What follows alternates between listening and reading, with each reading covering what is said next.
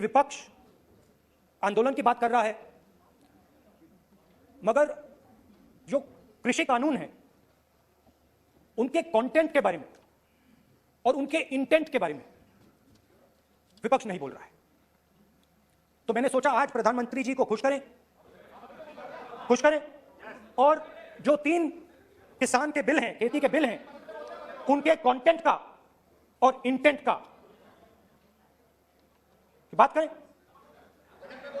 हाँ, बजट पे बोलेंगे, आप शांत हो जाइए प्लीज। मालूम है किसान का मुद्दा भी बजट का मुद्दा है, आप उनका आदर कीजिए।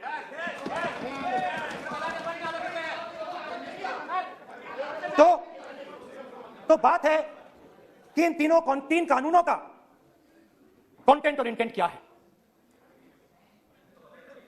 तो पहले कानून का कंटेंट, कोई भी व्यक्ति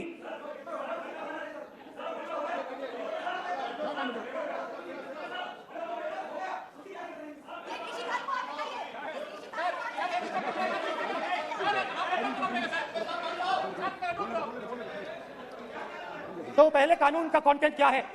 पहले कानून का कंटेंट है कि कोई भी व्यक्ति देश में कहीं भी कितना भी अनाज, सब्जी, फल खरीद सकता है,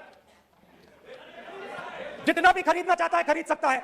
तो अगर खरीदी देश में अनलिमिटेड खरीदी होगी तो मंडी में कौन जाएगा? मंडी में कौन जाके खरीदेगा?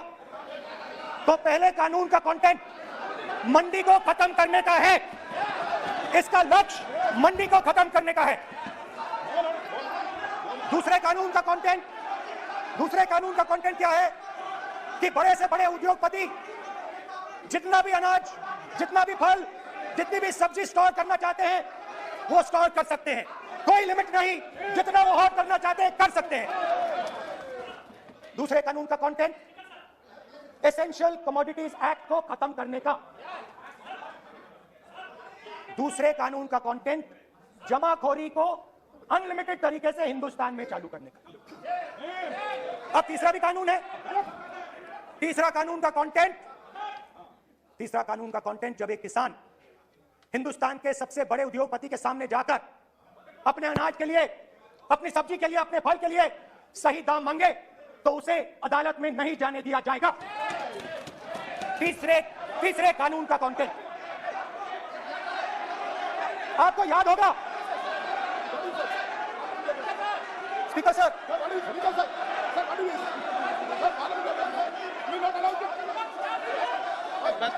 डरते क्यों? सुनो स्पीकर सर, आप बजट, फैमिली प्लानिंग का, आप बजट पर बात,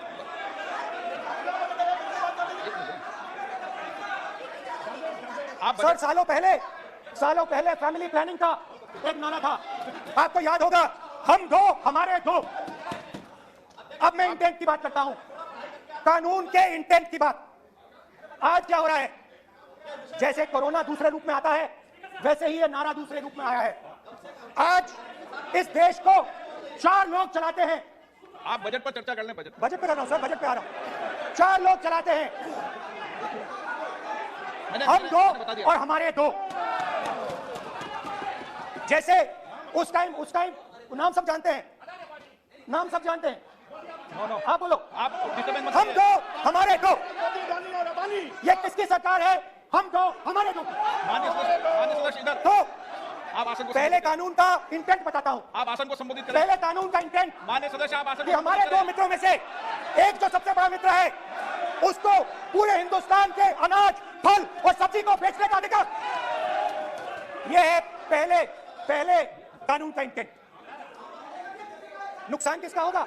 नुकसान ठेले वालों का होगा, नुकसान छोटे व्यापारियों का होगा, नुकसान जो लोग मंडी में काम करते हैं, लाखों लोग, उनका होगा।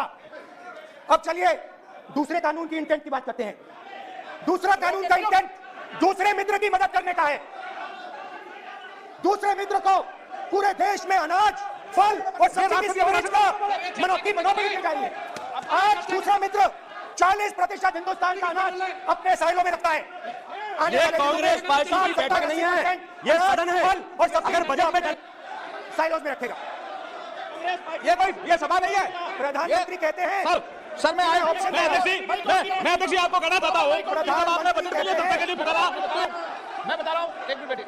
माननीय सदस्य, आज बजट पर चर्चा है, मैं आग्रह करता हूँ। प्रधानमंत्री कहते हैं कि मैंने ऑप्शन दिया है। हाँ, आपने ऑप्शन दिया है, 3 ऑप्शन दिए हैं। पहला ऑप्शन भूख, दूसरा ऑप्शन बेरोजगारी, तीसरा ऑप्शन आत्महत्या।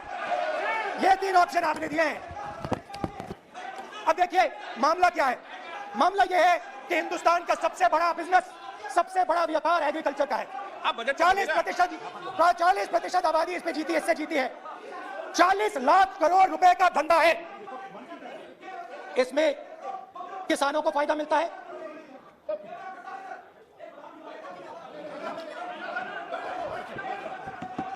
तो दूसरे कानून का थोड़ा मैं इंटेंट समझा देता हूं।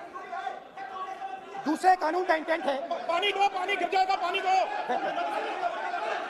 दूसरे कानून का इंटेंट है कि एक व्यक्ति को आप पूरे देश के अनाज की स्टोरिंग की मोनोपोली दे दो, और जब किसान अपने अनाज के लिए सही दाम मांगने जाएगा तो जिसके पास स्टोरेज की मोनोपोली होगी वो मार्केट में अनाज डालेगा और किसान से कम पैसे में खरीद करेगा।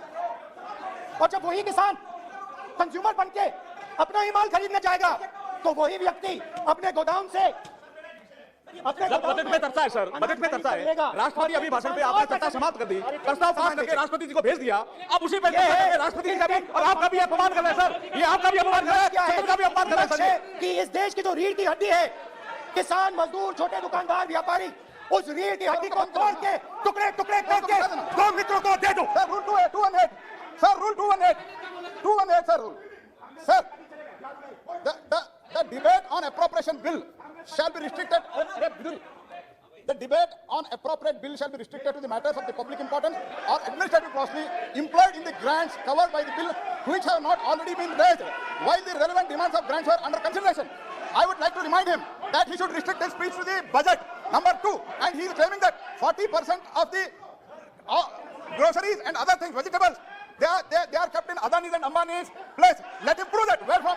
He should place it on the table. He should place it on the table. Where can he get all these documents? Statistics कहाँ से आए? इसको ऑथेंटिकेट करना है। रिपोर्ट बन जाएगी।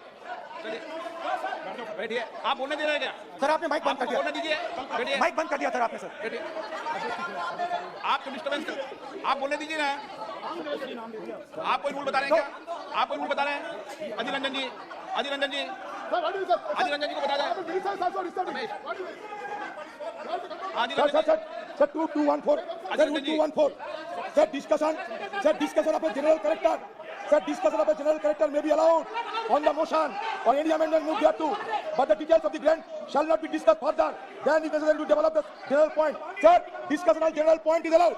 So discussion, it is the discussion on general point. Discussion of general point is allowed in the rule book.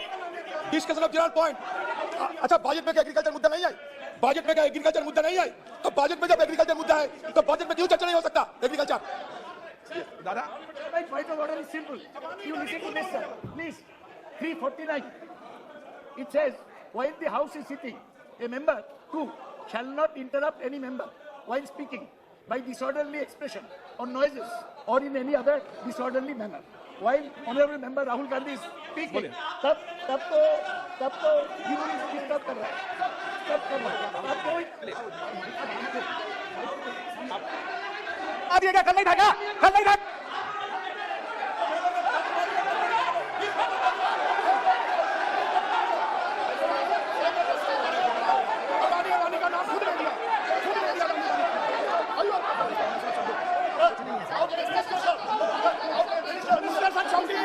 मंत्री शोर डाल रहे हैं, मंत्री ऐसा कभी हुआ नहीं, मंत्री भाग रहे हैं, रूल बुक ढूंढ रहे हैं।